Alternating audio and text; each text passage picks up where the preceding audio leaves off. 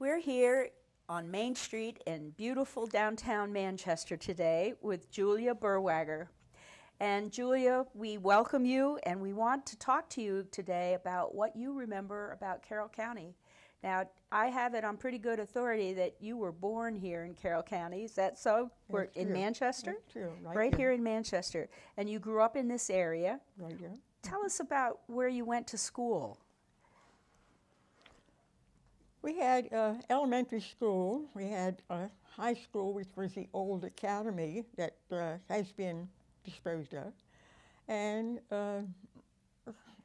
that took care of our educational needs. How many classrooms? There were 5 classrooms in the original elementary school. And there were 5 classes, and each classroom had a teacher. And that went from, say, kindergarten to or first grade? No kindergarten. 1 year old. No kindergarten. No kindergarten. First grade to 8th grade? Not in that building. I think 5th. It was 5th. 1 to 5. Okay. And then what they happened? had the academy and the portables that they added to accommodate the students were added to take care of them. And then the old academy was used for the high school. And where was that? Where was that located? That was up on York Street, right next to the elementary school. And and you graduated from high school here in Manchester. When I graduated, the new building had been built. And then what did you do? Where did you go after high school?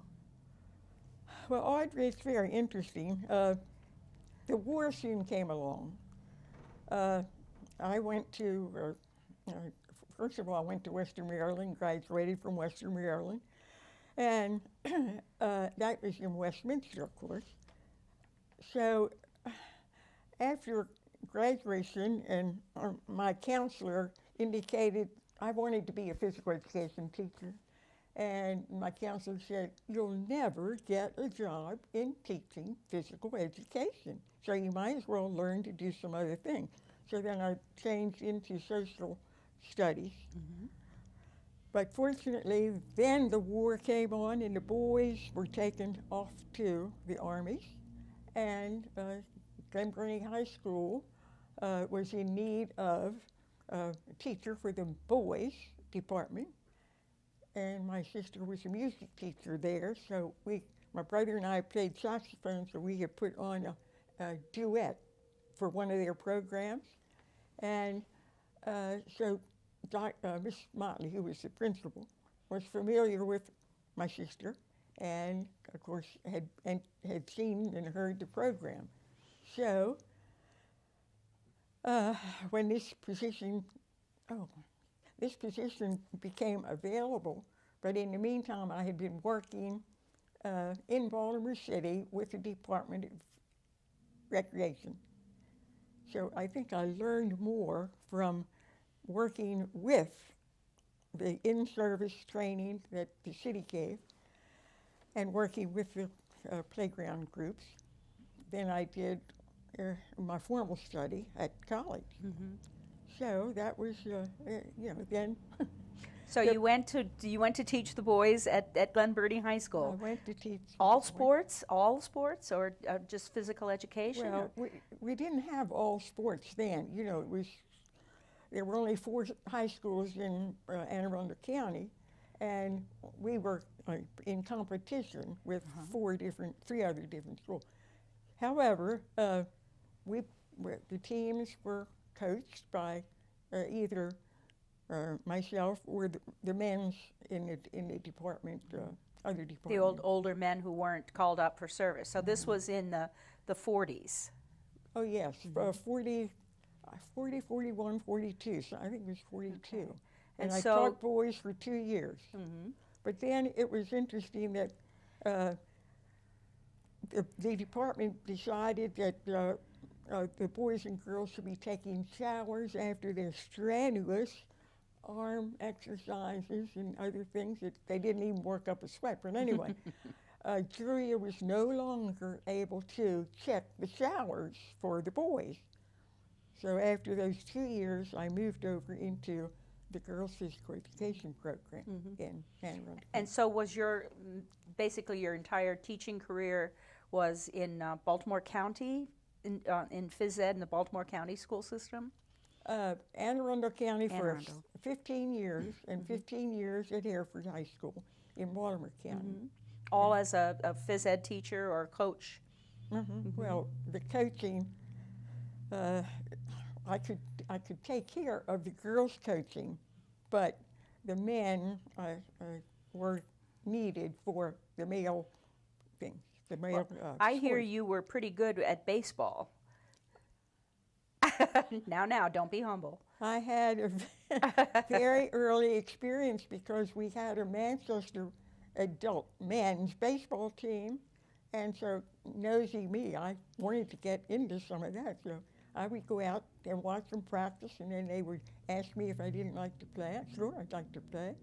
So then they invited the New York Bloomer girls to come down and put on an exhibition game. Well, Julia was invited to join them, and I think they let me pitch the first inning, or one of the innings, and other than that, I was part of the team. But it was quite an experience. I'll bet. And there was plenty of room for fly balls to go out in the field and be caught if they managed to hit them that far. But it was wonderful to have had that experience early in my life, because I was maybe getting ready to graduate from high school. So I would have been 14, 15. But as a kid, I was playing baseball. Well, I read all about that in Danny Hartzler's book on baseball. That was so fun. That was a lot of fun. So apparently Carroll County was a hotbed for baseball for a long time. Audrey, what else was there for the young men to do except go into baseball? Well, that's a wonderful segue into a next kind of question is, reminisce with me, if you will, what was it like in Carroll County in those days when you were a girl and, you know, looking for things to do, and where did you go and what did you do? Audrey, everything was provided right here in the community. Like when we played, before I even went to school, we played with a rubber sponge ball and a bat, and we played out in the alley behind our houses. It would now be Maiden Lane, but there were buildings on both sides, and we met there and had two teams, not big teams. There might have been 4 on one side and 4 on another, but it was simple. But it was educational, and it was friendly, and we were playing mostly with boys. I don't remember even having any girl friends who also played in the alley with the boys. But well, you were a woman ahead of your time, right? I think so, yeah. And when the ball went over the fence into this backyard of 2 maiden ladies who were church ladies, and somebody had to crawl over the fence and get the ball so we could keep on playing. So, you know, I knew Emma had a trump, and that's I was able. That was your job. She had a back door in their utility house that I went in that door, and if they came out in the yard and approached me, "What are you doing in here?" I let them know I was there to get the ball. They wouldn't yell at you quite so much as they yell at the boys. Probably. Now, you told me before that there was a movie house here in Manchester. Tell us about that. The original and only movie house that we had that early was held in the Oddfellows Hall, Lodge Hall. It was right next to the Reformed Church. And it was, of course, a lodge building. It had a piano in the pit, and the pianist was Norma Wentz. She provided the music, but there was no sound. So you could do whatever you could talk or not talk. So we used to take a 5-cent bag of peanuts in the shell and sit up in the little balcony that was in the back of the hall and we could peel our peanuts and put them on the floor and crack them. It didn't bother the conversation because there wasn't any conversation. But you had to be able to read in order to see what was. You remember how much that cost to go to the movies? I don't know, 10, 15, 25 cents maybe. Mm-hmm. And they didn't, I don't think they had a second showing, so you couldn't stay in and see it a second time. You remember any of the movies that you saw? The names of any of the old movies? I only vaguely remember that the music got very, what shall I say, high tune, and when the cowboys were riding horses in and going after the Indians and it was vocalized by the pianist who was playing all these things. That's By cool. the way, my mother was an early pianist too, and she played 4 silent movies in Hanover. But mother could still play. She was 90 years old, but she could still play a favorite rowdy-dowdy song that indicated excitement in the movie, you know. Mm-hmm. But and then my sister, she took lessons, and I think mother said she paid, I don't know, 25 cents for an hour for Mary to take lessons. Now, was it just you and your sister Mary that in the family with your mom I had and a dad? brother. You had a brother Dick, also. And Mary continued in music. She now is 92 and has just retired from the pianist for the Anne Arundel County retired teachers choral group. She has played for them for 20 years. She thought it was time for her to give it up because she had her eyes, she's had cataract surgery. She said, my eyes aren't focusing as well as they should be. And she said, she has earplugs too. She said, and my ears don't always tune in to what's going, so I think it's time for me to retire. So that was her retirement. But let's talk a little bit about the family. What did your dad do? His education, I think they could only go to about the 7th grade. I think mother had 8th grade, but that was the end of it. Then you had to go into Baltimore to a higher institution to take other advanced lessons. So Daddy started as a barber. Mother made the gowns that you put over to keep the hair off of the patrons. And she also made my father's shirts, my grandfather's shirts and night shirts. And she made the girls, she made all of our clothes out of feed bags, underwear, whatever, you know. And it was so wonderful to have, Mother do all these things. She was also the cook and the disciplinarian, and she was a wonderful lady. Father, I don't know where he learned. I think he learned to be the barber from a barber in Hampstead. So he came to Manchester, and the original shop is still here. It's been taken over by electronics, so it's not the same shop. But anyway, for 20 years, he practiced barbering. He cut my hair, girls or boys or men, or they shaved the men, that was extra. But they had plenty of grooming that could be done, and you really didn't see as many long bearded men then as you do now. Unless it was a money saver, because I think a haircut might have cost 50 cents. Wow. So, So how long did your dad cut your hair? he cut my hair until I was 85. And then one day he nicked my ear and he said, Judy, I think you better go up to Guy Witter, who was my father's nephew. And he learned the barbering from my father.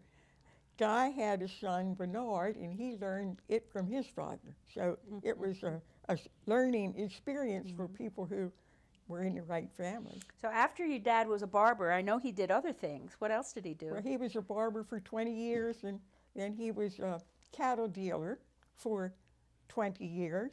Then he was a county commissioner here in the county for 12 years. And after that, he helped appraise land for the properties that the bank needed some appraisers to help. Mm-hmm. I don't remember that he got paid for that. Mm-hmm. Well, that's cool. That's let's think for a minute.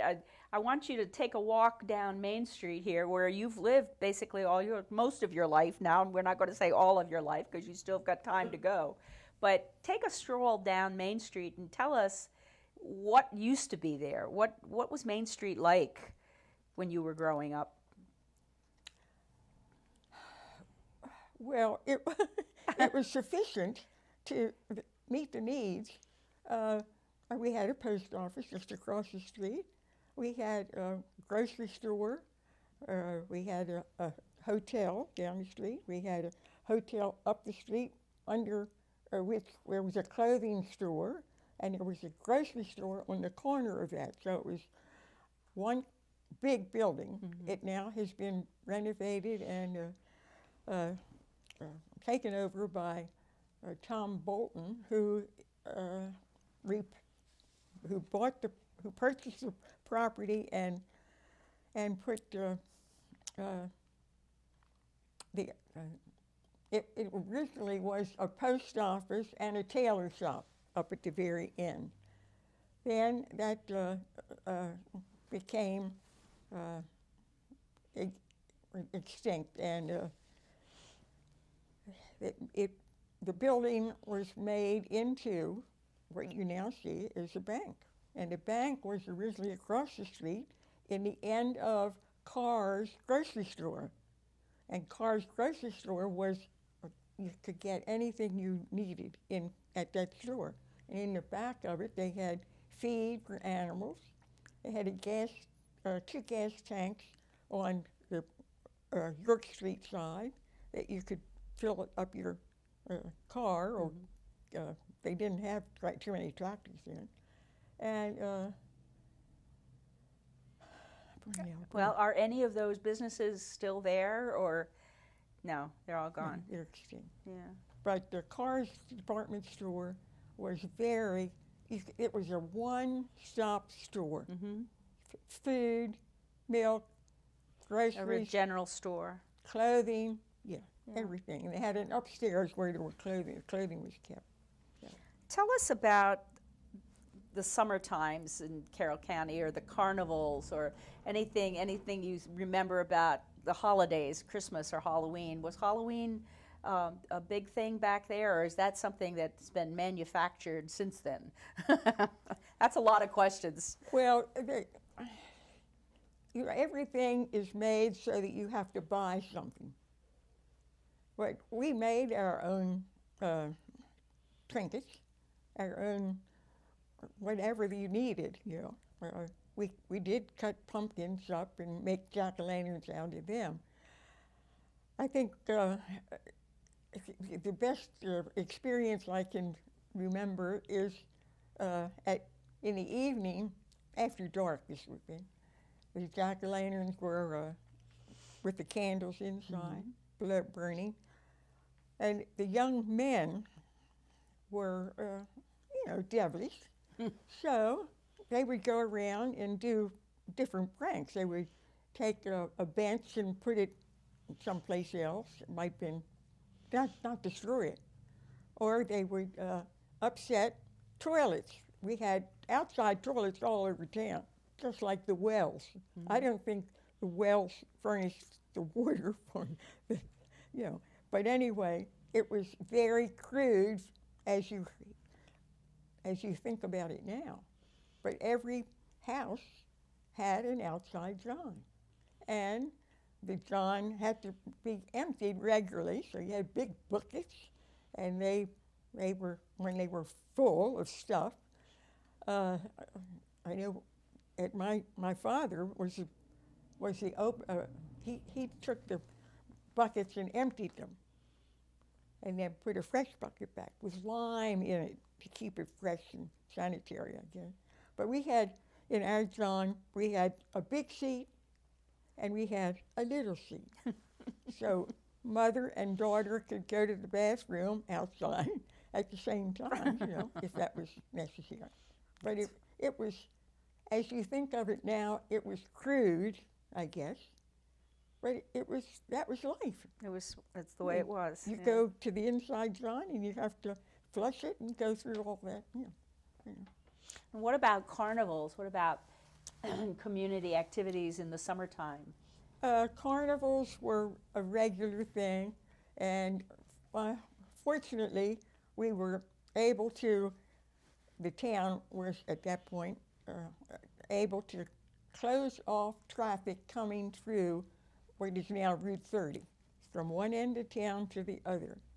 It was closed off, and the parade formed at one end or the other and came through town, and then disbanded, at wherever. But there were lots of floats. They were made by people in businesses and families, It was a beautiful time. Flags were flying, and houses were decorated with all that red, white, and blue bunting, and it just was so countryside, town country style. And, good memories. Yeah, and the folks were lined up on both sides of the street, So it was strictly country. Handmade, handmade in country. That's wonderful. What about church? What church did you go to? I went to the Emmanuel Lutheran Church. And is that the church you still go to? Right. I'm sorry, guys. Do you need a drink of water or something? I need something. I'm not sure. Okay. Yeah, You wanna maybe. stop Yeah, for a let's second? stop for a minute. Okay, we're rolling. Anytime. Julia, tell us again about the parades and the carnivals and the fun that used to be here in Manchester in the summertime when you were young. It was an exciting day, and as I say, the carnival was what is now Westminster Street, right at the intersection of Westminster Street and Park Avenue. And that's where the parade formed, and they came in. No, I think they formed down at one end or the other and came through town, and then came back through town. So the floats were hand-done, beautiful, with crepe paper or signs, or the businesses were very supportive and wanted to be seen and advertised. The floats had children or adults. Some of them were church, some of them were business, some of them were out-of-town floats. We now have the Miller meat market has George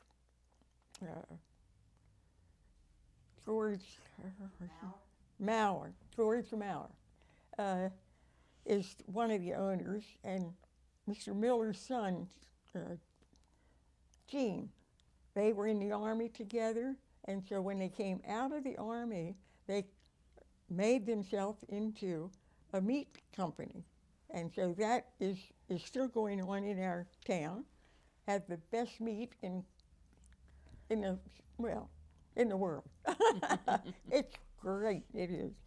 But the Maurer family, this shows what happened during family time.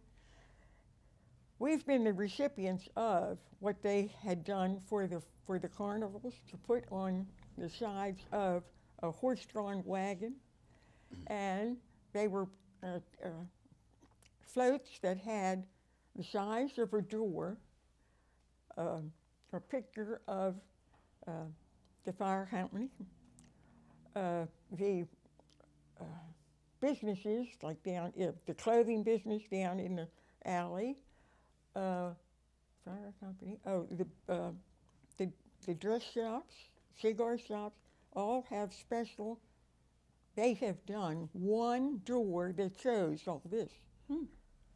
Well, don't you know, those doors were given to the historical center, or to the town, I guess. So they had nothing except flat paint, except they used them for their signs, that the family painted these signs as they had their recreation at home, you know. It was wonderful. And so now we have been the recipient of these doors. I think there might be 6 or 7 doors that we have inherited. And all you do is turn them over, and you have the background for the bank, for the fire company, for... well, that's worth going to see, isn't it? It's worth every minute. It's a beautiful historical center. That's wonderful. And it is well supplied by contributions from the community. We display Manchester families' gifts that you know, we don't go to Hampstead, we can't go to Hanover, we can't go to Westminster. It's all Manchester. Right here. Well, that's oriented. wonderful. Tell us about your church. What church did you go to, or you probably still go to? Tell us about that. I went all of my life. I've gone to Emmanuel Lutheran Church in Manchester, over by the old oak tree, the oldest tree I think in the state probably. It's been well taken care of. We had a parishioner, Earl Yingling, who was the doctor of, and he was a forest person, and he doctored this old tree just like he was a special doctor, you know. And we've had damage to the tree because of electric storms and windstorms and things like that, but it still stands. And there's a bench around the trunk of the tree that is usable for people to sit on, to look at the cemetery if they want to. A cemetery was at one time 2 cemeteries, Reformed and Lutheran, and we have another cemetery that the town has inherited. It's up on High Street. That was Unitarian, and it still is, and it's an establishment that is still historically preserved, but it has been turned into some other rentals and things like that, not desirable. I know you volunteer some at the Longview nursing home. Isn't that one of the very earliest licensed nursing homes in the state of Maryland?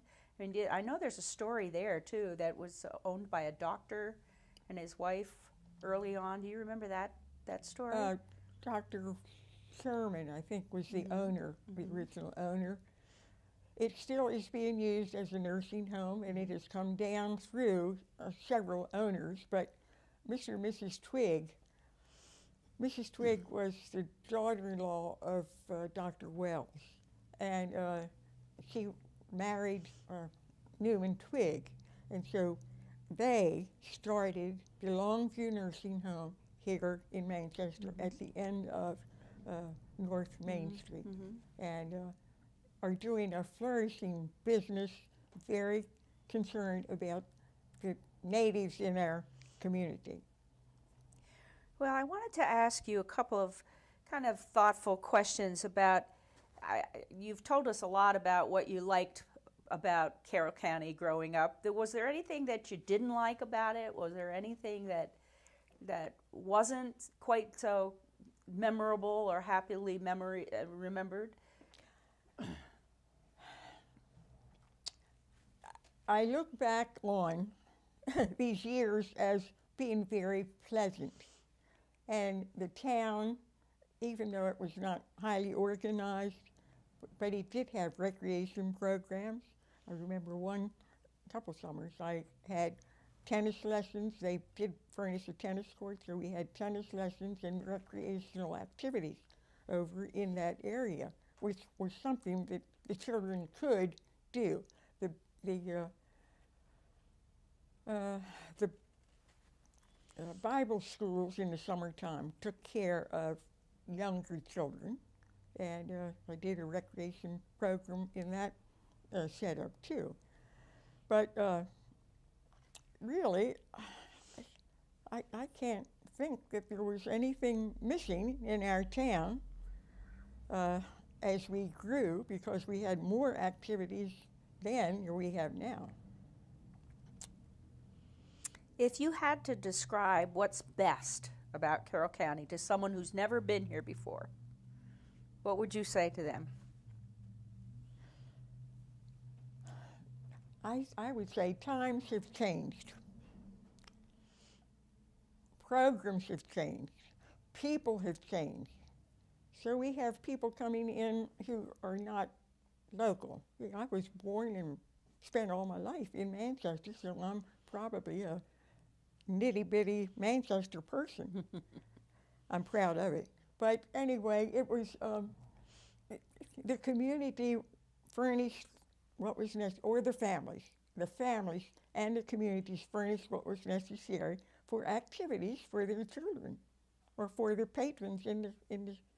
We had a movie house, and we had a fire company, we had a fireman's band, and we went into parades out of town, so that it was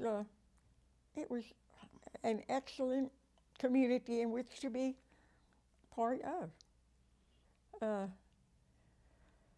That has changed. That has gone, and I can't get used to the change that has taken place. The big thing in our town is the fact that it was revitalized 2 or 3 years ago. So in looks, it looks more like an old town. But as I say, times have changed. I won't get into anything else from that. Well, that's the end of the questions, Julia. Thank you so much for doing this. I think it's so important to get all of this down so nobody will forget. Thank you.